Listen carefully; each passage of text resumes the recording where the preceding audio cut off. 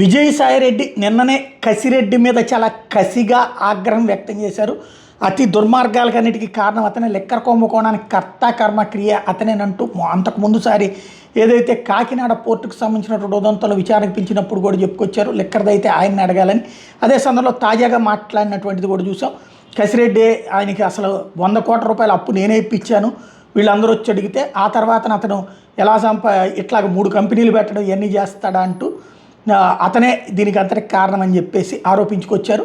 అదే సందర్భంలో కసిరెడ్డి విచారణకి అటెండ్ కావాల్సి ఉంటే ఇవాళ కూడా 4వ నోటీస్ ఇచ్చినా అటెండ్ కాలేదు. హైకోర్టులో పిటిషన్ వేసాడు తనకు బెయిల్ కావాలని చెప్పేసి. ఇంతకుముందు లిక్కర్ కుంభకోణం అసలు కేసే కట్టలేదు కాబట్టి అన్నారు, ఇప్పుడు నోటీసులు ఇచ్చారు కాబట్టి అని చెప్పి ఆల్రెడీ మిథున్ రెడ్డి హైకోర్టులో ఎట్లా తీసుకున్నారో అదే తరహాలో తీసుకోవడానికి సిద్ధపడుతున్నటువంటి వేళ విజయసాయిరెడ్డి చేసినటువంటి వ్యాఖ్యల నేపథ్యంలో విజయసాయిరెడ్డి ఈ వ్యాఖ్యలు చేశారు, ప్లస్ మిథున్ రెడ్డిని ఆ వ్యాఖ్యల కారణంగా విచారించారు కాబట్టి దాని ఆధారంగా ఇతనే కారకుడు అని చెప్పేసి ఇతనికి బెయిల్ ఇవ్వడానికి వీల్లేదని రేపు ఆర్గ్యుమెంట్స్ చేయబోతున్నటువంటి నేపథ్యంలో సోమవారం ఇటు తన వెర్షన్ ఏంటన్నటువంటిది వినిపించేందుకు ఒక ఆడియో రిలీజ్ చేసుకొచ్చారు కసిరెడ్డి రాజశేఖర రెడ్డి. దాంట్లో విజయసాయిరెడ్డి కూడా కౌంటర్ ఇచ్చారు. ఆయన ఏం మాట్లాడారు విందాం. నా పేరు Kesireddy Rajasekhar Reddy. Last few days నుంచి మీడియాలో నా గురించి వస్తున్న మిస్ఇన్ఫర్మేషన్ గురించి అడ్రస్ చేయాలని చెప్పి ఈ వాయిస్ రికార్డింగ్ పంపిస్తున్నాను. గత లాస్ట్ వీక్ ఆఫ్ మార్చ్లో నేను లేని సమయంలో సిట్ అధికారులు మా ఆఫీస్కి వచ్చి మా ఇంటికి వచ్చి మా మదర్కి నోటీస్ ఇచ్చారు. నన్ను విట్నెస్గా నోటీస్ ఇచ్చి నన్ను అటెండ్ కమ్మని చెప్పారు.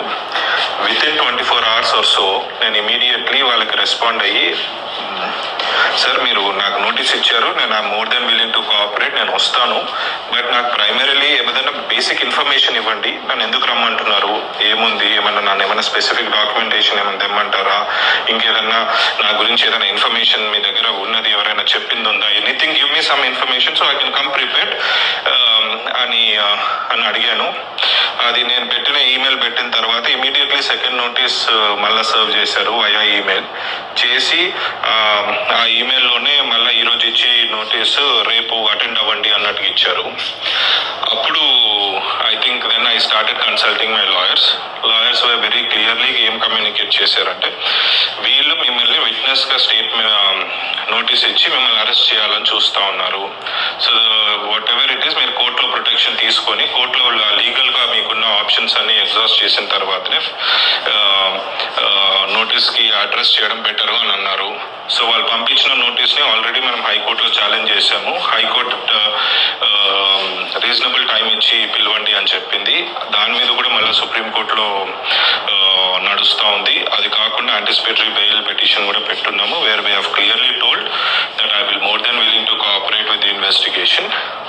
So it's just that I'm waiting to clear the get some legal clarity before I can come there and attend. So ఇది నా లీగల్ పొజిషనింగ్ అండి, where I stand right now. ఇంకా తర్వాత వస్తే విజయసాయిరెడ్డి అనే వ్యక్తి నిన్న మాట్లాడిన మాటలు దాని గురించి కౌంటర్ ఇవ్వాలి అనే ఉద్దేశం కూడా ఉండింది.